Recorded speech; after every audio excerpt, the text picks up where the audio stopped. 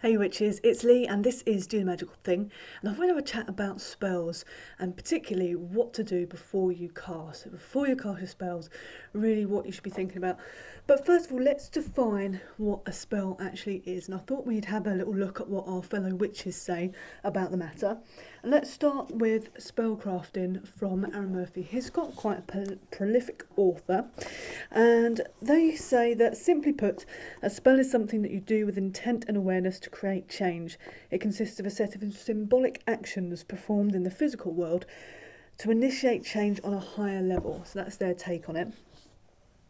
If we look at Tucker and Penry, they've written a book called Magic on the Breath. They've written, again, many books on witchcraft. And they mention that and the particular thing that's worth reminding ourselves of is that it's quite possible to cast spells using nothing but our bare hands. And they also mention about different kind of types of spells, invocation versus evocation, kind of wishing spells and entrusting spells and things like this. So they look at different types and also really saying that you don't have to use any tools for casting. In Grove's Daughter Witchery, we have Brina Garren obviously wrote this. We have a little rundown, if you like, of what they use, or process-wise, what they actually kind of go about using to cast spells. So not so much a definition, but a method. And that they say they start with a concept, and that they tend to look at the timing and what they're going to use, and also that most of the spells have some kind of incantation. So that's their take on it. And finally, we're going to have a little look at Deborah Lipp's Magical Power for Beginners. And in here, they say that when you organise your magic into a series of steps, that is a spell. I thought that was quite a cool way of thinking about it, organisation and laying things out. They mention also, and they focus quite a lot in this book about raising power and when is the time to kind of release that in your spells. And that's a real interesting sort of point, and they emphasise how little that's covered by general spell books. And I have to agree, really, we often talk about this is the goal of the spell, but not necessarily when and where we're raising the energy and where we're releasing it to. So they mention that, and they say that connection is really the biggest part of spells. It's really everything is working towards building that connection, and that it also helps to kind of focus things. So it's kind of dual purpose really. So I thought that was quite a cool little concept there. So we've looked at our kind of peers, if you like, and their definition, but what about the actual definition of spells and the etymology there? Well, the literal definition of spellwork is it's something that is often said or written out to enact some kind of result. So if we look at a little bit of Googling, right? If we look at Google, it says it's a form of words used as a magical charm or incantation. That brings us back to Brina Garren saying about using the incantations in their work. And they also mention in the definitions of spell that it's to control or influence. I think that's quite interesting because we're looking at some kind of outcome there, and it also raises the issue of consent, which obviously is a big thing that we need to make sure we're getting, especially in terms of love spells. In terms of healing spells, obviously someone might not be able to give their consent if they're quite ill, and I think in that instance we have to be thoughtful and think, are we casting this to help, or are we potentially casting it just because we want to feel some control over the situation? But just, consent is a thing. So the use of the word control is interesting. I think influence is probably better, and less less controversial perhaps. But a spell is designed to influence, or at least narrow down the outcome of your particular future or particular goal. And I think what's interesting is when we look at the etymology of the word spell, it comes from spellon, which is Germanic, and there's a bit of French sort of tucked in below the Germanic root. But essentially, it means to recite, to say aloud. And this really emphasises the importance of words in spells, and also really highlights the kind of emphasis that stories and the spoken word had to ancient cultures and to all of our cultures. and how we really still use stories today to create imagery, to create something in our minds.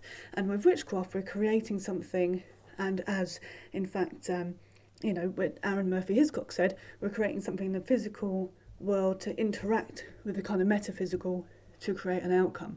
And there's a bit of sort of, you could say that could also work in reverse in some respects. Obviously, it depends on how you take it. And I think what is quite interesting is if you think of spell work in general, we often see in like media and films and all that sort of stuff, we see there's certain magic words, abracadabra for instance, and these things that really are a little key in the lock of the universe, so to speak. So we've talked about Peirce's definitions, we've talked about the kind of literal definition of spells and spell in general, but what about my own take? Well, for me, I think that a spell is really an instruction. It's something you're trying to tell something, or the universe, a being of some kind, what you want to happen. And so for instructions, we want them to be quite clear. We want it to be easy to follow and really have a clear outcome of what it is we're after. And it's interesting to note that the term instruction means to pile up. It comes from the Latin, really to pile up upon and to arrange. And when you look at the term instructor, it's often synonymous with teacher.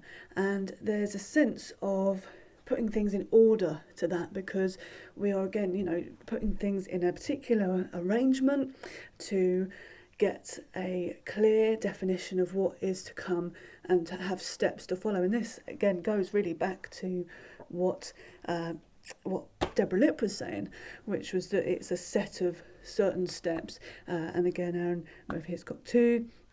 All folks really have been talking about the idea of it being a certain way of doing things. And so I think that's quite a good way to look at it, is that root word, that sort of the idea of piling things up, of arranging things, is quite important. And in fact, there's a dictionary, I think it's Century Dictionary, which says, and I think I wrote it down somewhere, it says teaching, or regarding teaching and instruction, that it's an orderly arrangement in the things taught. And I thought that was quite important, because you're not just saying, this is what I want, or just saying a generic thing. You're being quite systematic in what you're putting in place.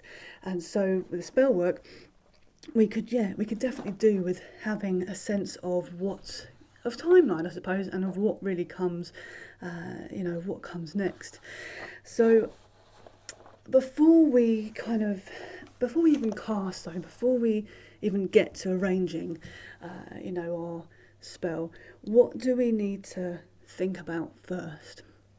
Well, I was thinking this over, and I figured that we could put it into a kind of method, if you like. And I thought, before you cast, you should think cast. So for C, we want to think of considering what exactly it is that you want. And I think with that, we can use our model from before when we looked at our kind of connection, creativity and communication. What is it that or who are we communicating with? Is it a idea? Is it a physical, is it a person? So are we trying to communicate with an individual that we want perhaps a better relationship with them? Say maybe we haven't got off to the best foot, maybe we're looking at doing some kind of sweetening spell. Is it that we want some abundance and some prosperity in our lives? Maybe we're talking to, abundance itself. What are we trying to say? We want to say an increase, and how are we going to say that? Well, let's say it by using certain symbolism. So what are we going to what is what we want? And be specific. I think this is the thing, because, in some respects you get what you ask for. And I think it's important to be unabashed when it comes to spell work, and just go for it, because nobody's stopping you. You can be as ambitious as you like. And I think that whilst, all things in balance, I think it's easy to be hesitant. Now, if it's that whole sort of thing of aim for the moon, or aim for the stars, and at least you get the moon. Do you know what I mean? If you sort of don't get exactly what you want, at least you've got somewhere closer than you would have done if you hadn't done it at all. So I feel like I feel like while there's a sense of, yeah, let's be realistic, I think it's also, push the boundaries there, see what you can achieve, why not give it a go? So that is really kind of allowing yourself a certain freedom. I think it's worth really being a bit like a kid at Christmas, write out your list of things, if an ideal world, if you could tick off everything on your list, what would you tick off? And then consider, what kind of spell work could you do around that? How could you go about boosting that? And also, this is a chance, when you're thinking about what you want, it's a chance to think, actually, is there anything in the mundane sort of world, if you like, that I could be doing? Is a spell actually really necessary? And so I think sometimes we can reflect and go, you know what, actually, rather than trying to have this sweetening spell, maybe I should just speak to this person and go, hey, I think we got off on the wrong foot. Let's try and start again, or maybe let's find some common ground.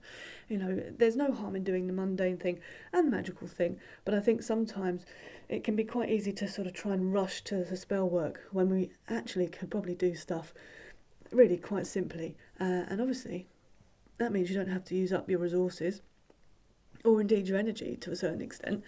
So so that's the sort of thing, that I would think about really. And the other thing, in terms of our cast, if you think of C.A.S.T, the A would be really kind of ask yourself why you want it. Why is it this is so important to you? Why do you feel like you really need to cast this spell? And that really gives you a reason and a drive to get it. Because when you actually start thinking about, this is important to me because, then you have this whole list in your mind of why you really, you want this outcome, it's going to happen, and you go for it. I think it allows you to be more specific and clearer, and I think it really gives you a sense of focus and of getting right to the point of what you're doing.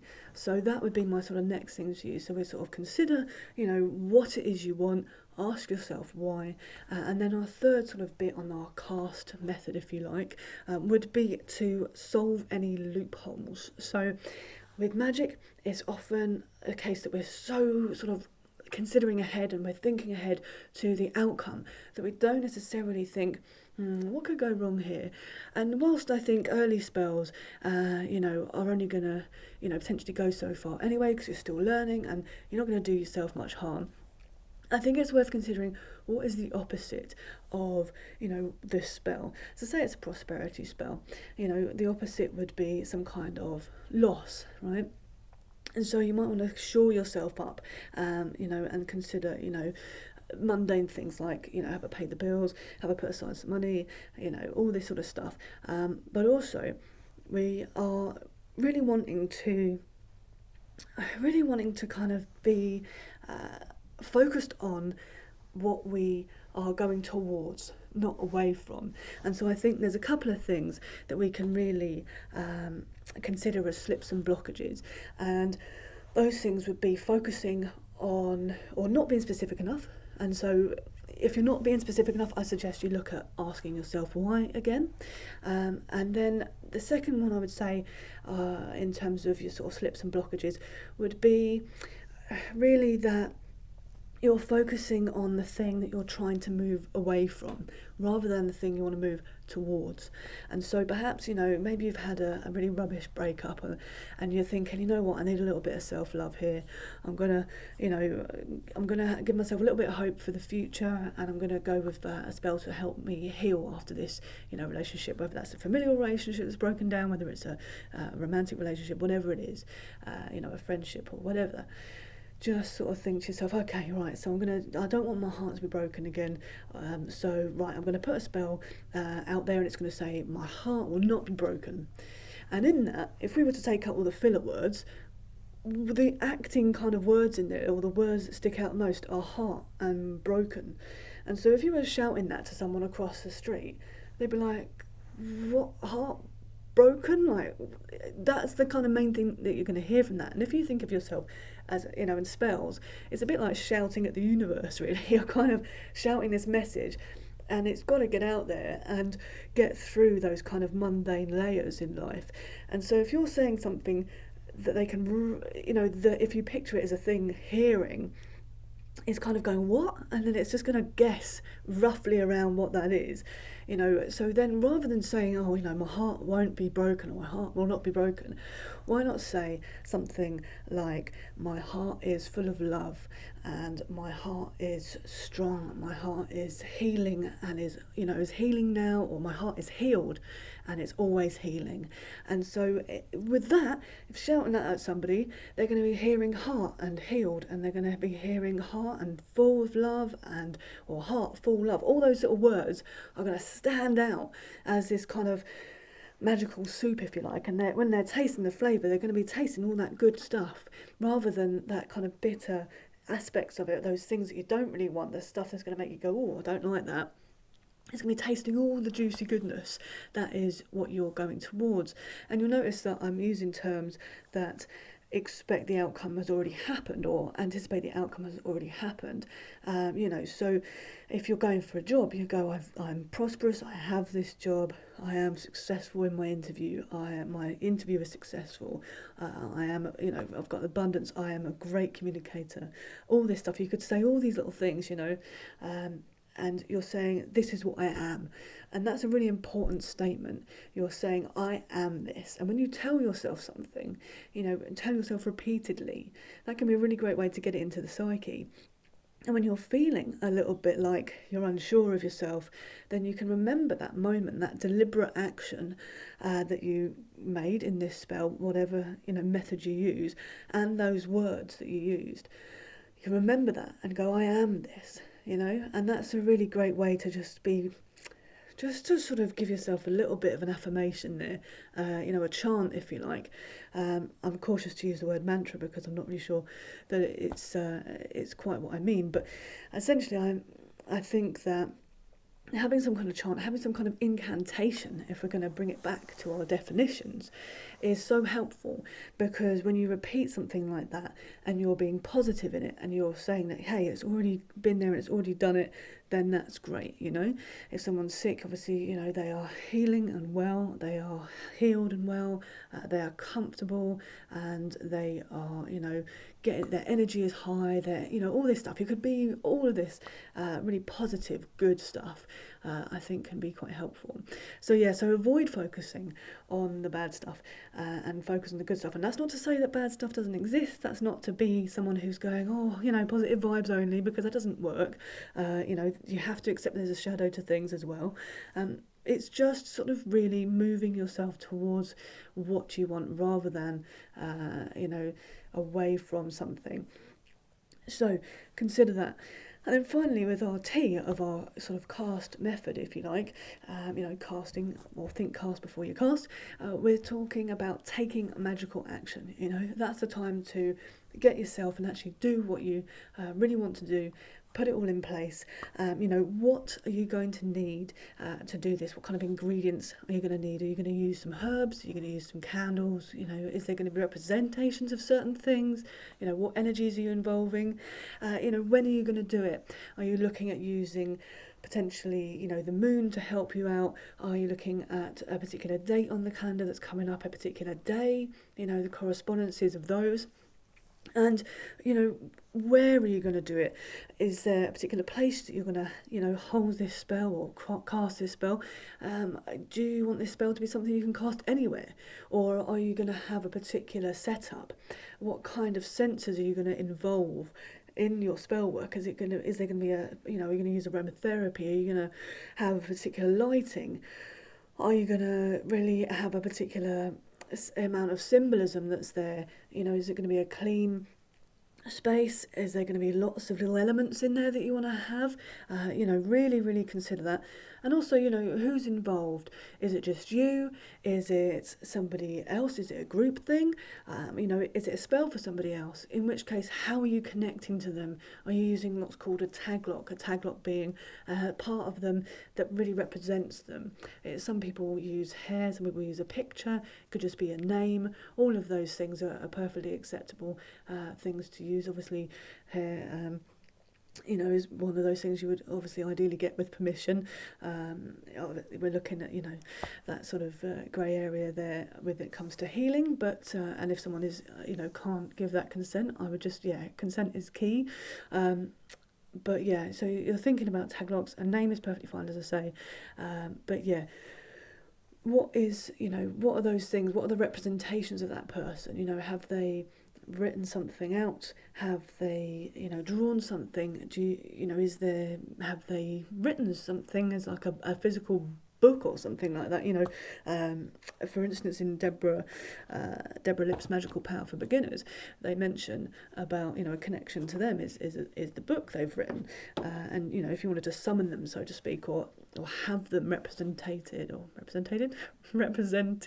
in a spell, then you could use their book theoretically.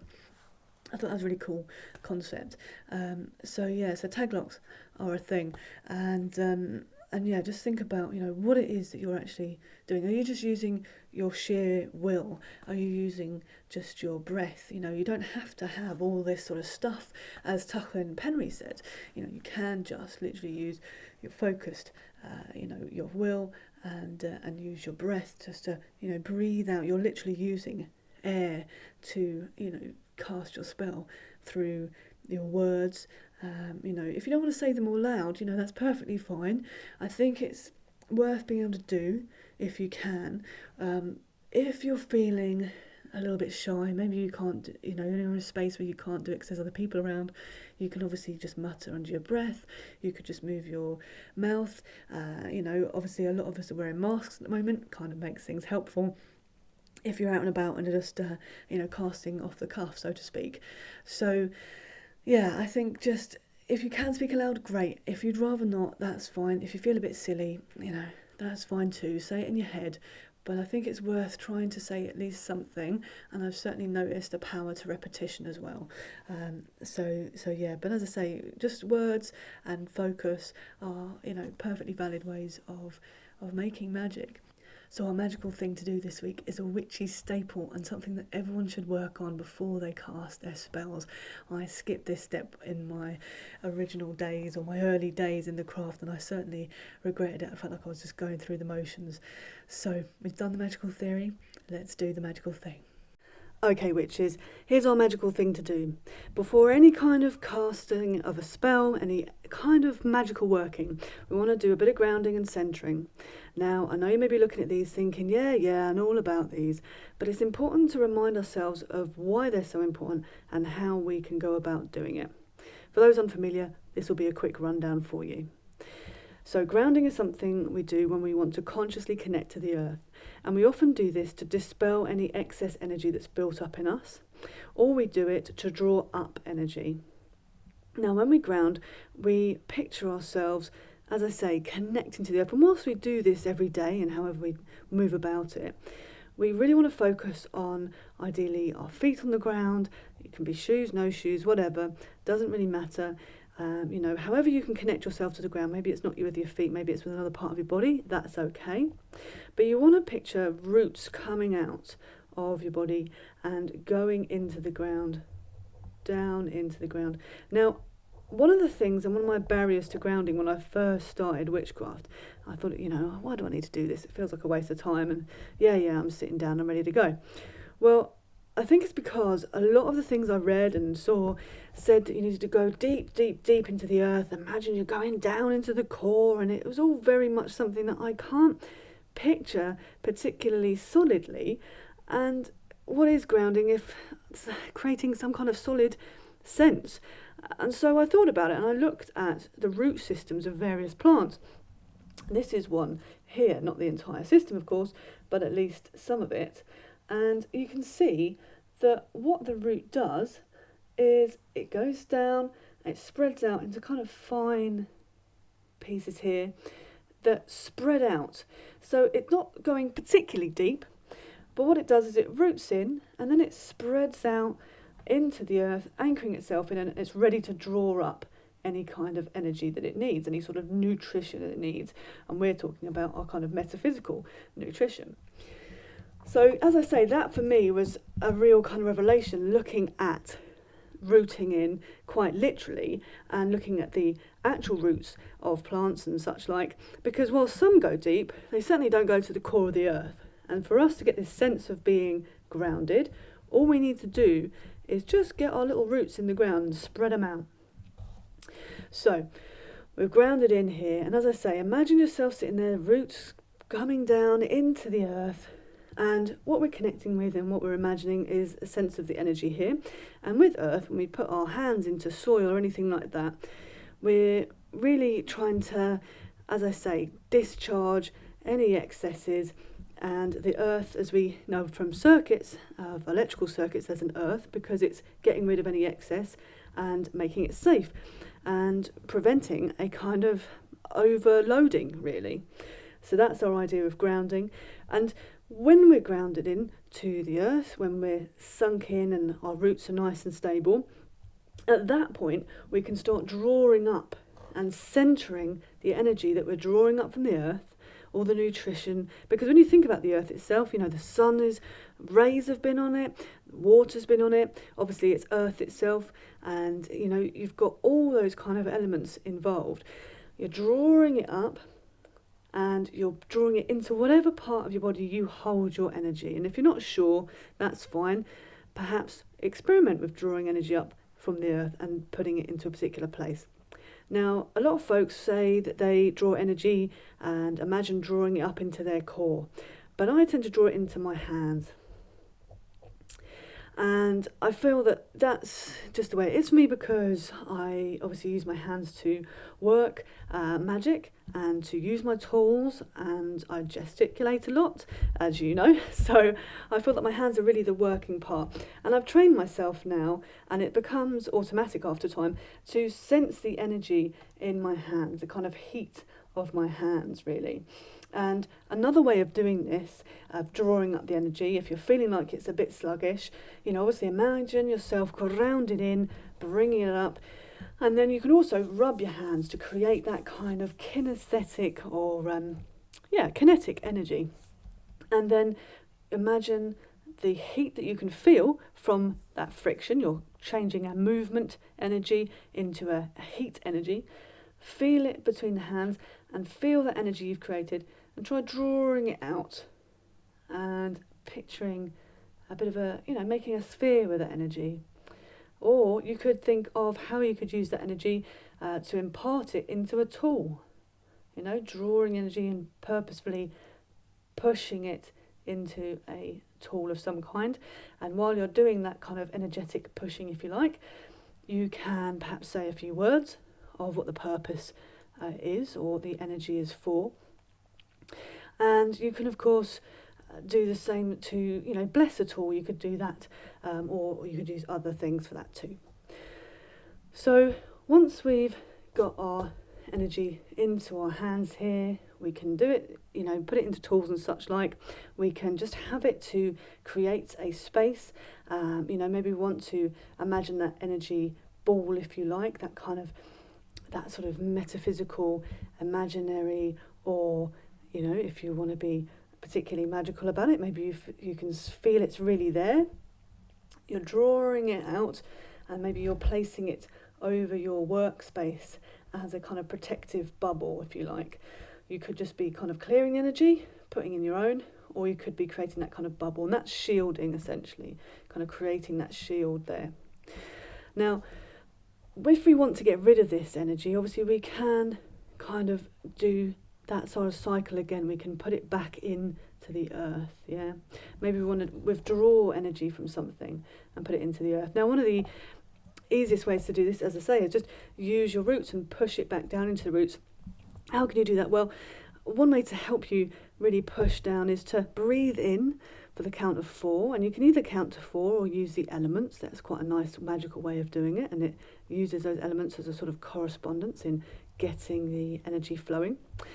So you can breathe in, and as you breathe out, you're breathing into the earth, pushing it down, all this energy.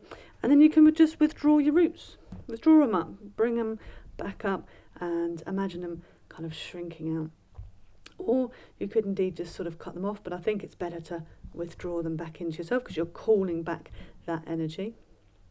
Now, with the idea of calling it back and really sensing the idea of drawing it up, it can feel a bit time consuming. So one of the things you can do, and one of the things I do, because I feel that energy in my hands, is imagining you know, this is your knee.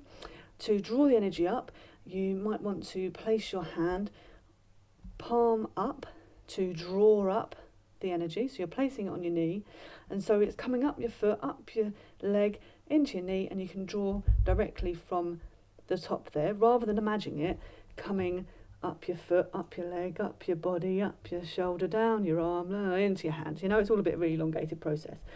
Rather, you can just connect here and draw it up. And you can do the opposite, imagining that's your knee. You could push that energy down into the knee, down the leg, into the foot, and out in your little root system. And as I say, withdraw your roots, and that's that energy dispelled.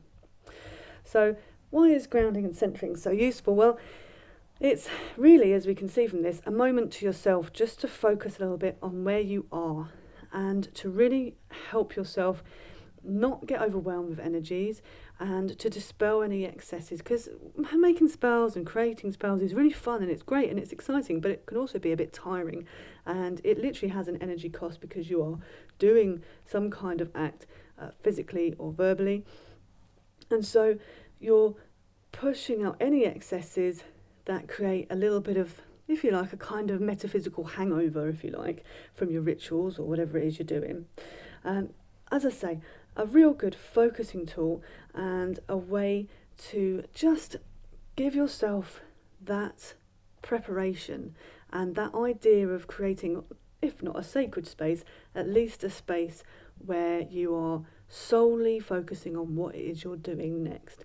So once you've grounded in, you've gone down into the earth, you're anchored in like so, you're drawing it up and you're getting that energy there. You can hold it there quite nicely. Yeah, maybe you don't want to ground when you're centering, so you've drawn it up, you've centered it, and you withdraw your roots, and now you've got it stored, and then you go about your magical working. That's fine. Or you could keep that kind of figure of eight, or almost like a kind of circular motion. I think Matt Oren in Psychic Witch, his book, mentions the figure of eight idea. And not only can we ground and centre from the earth, but we could also potentially look at using a celestial body. Maybe we would raise our hands to do that up to the sky, like so. And you could imagine yourself holding some kind of energetic sphere. And if you're feeling like it feels a bit full on to be holding the weight of a whole celestial body, then that's fine. Imagine those roots, instead of the earth taking in your energy, imagine those roots really coming up and surrounding and holding you up as you are doing your magical practice. Forgive the dodgy little stick figures. So yeah, so if you're drawing on a great energetic force, get yourself kind of rooted in, but from the earth, and hold that and draw that down into your hands there. And that, as I say, can take the excess. You can release that energy back up into the celestial kind of sphere, if you like, symbolically or literally, depending on how you feel about magic. Or you can draw it down into the earth. Personally, I think it's nice to put it back up there. But as I say, entirely up to you. Why would we choose a celestial body to to do this magic, to draw it down, to draw down the energy? Why would we do that to centre? Well, maybe we want to take on the kind of associations, the correspondences of that planet. So if you wanted a bit of a love spell, maybe you would draw down the energy of Venus. If you wanted protective magic, maybe you draw down the energy of Mars. All sorts of options, and you can look up these correspondences in any good planner, ideally the one from Secrets of the Cauldron I mentioned before, or obviously look online. You can find various correspondences, but always double check your sources. So yeah, so this is really something I would suggest you do, because the next video we're going to look at correspondences themselves and also at actually casting that blooming spell. I know it's been a little time coming, but we're going to cast ourselves our first spell. So get practicing with this. Try and do it once or twice a day, 3 times ideally, morning and sort of middle and night, and it can take as long or as little as you like. I generally like to do it pretty quickly because it's a precursor to what I actually want to do, but I still make the effort to do it even if I find it a little bit tedious sometimes. So, till next time, health and wealth.